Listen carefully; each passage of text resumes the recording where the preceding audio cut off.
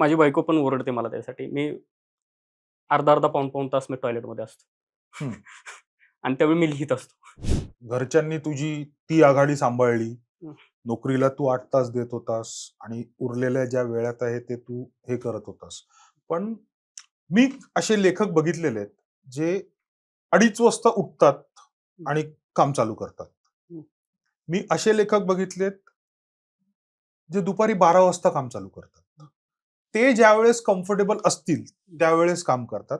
पण ते फुल टाईम लेखक आहेत. हं. तुझ्यासारखा माणूस जो नोकरी करतोय, त्यांनी काही एक फिक्स टाइम टेबल करून ठेवलेला की 6 ते 8 मी रोज लिहिणार म्हणजे लिहिणार. अ, बाकीच्यांचं कसं होतं मला अंदाज नाही. पण हं. ज्यावेळी मी ठरवून बसतो ना, त्यावेळी काहीच होत नाही. हं.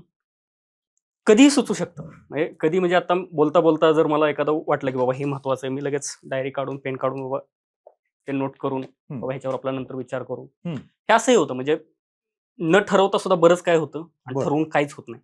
बरं. असं माझ्या बाबतीत बऱ्याचदा झालेलं आहे. हं. हं. आणि अगदी माझी बायको पण ओरडते मला त्यासाठी. मी अर्धा-अर्धा, पाऊण-पाऊण तास मी टॉयलेटमध्ये असतो. हं. आणि त्यावेळी मी लिहीत असतो. फॅन्टास्टिक. हां. मी ऐकले लोकं रील्स बघतात. हां. तर कुठलीही वेळ असू शकते ज्यावेळी बरं. महत्वाचा एकांत आहे. म्हणजे माझ्यासाठी तर ते आहे. म्हणजे तुम्ही आसपास किती गप्पा मारा, काय करा. हं. हं.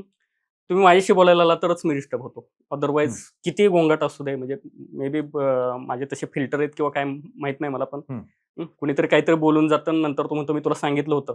हं. आणि मी म्हणतो, "मला नाही आठवत आहे." हं. असंही होतं म्हणजे हं. बऱ्याचदा. आता हे खरं पॉझिटिव्ह पॉइंट म्हणायचं काही निगेटिव्ह माहीत नाही मला. हं. पण हे झालेलं आहे माझ्या बाबतीत बऱ्याचदा.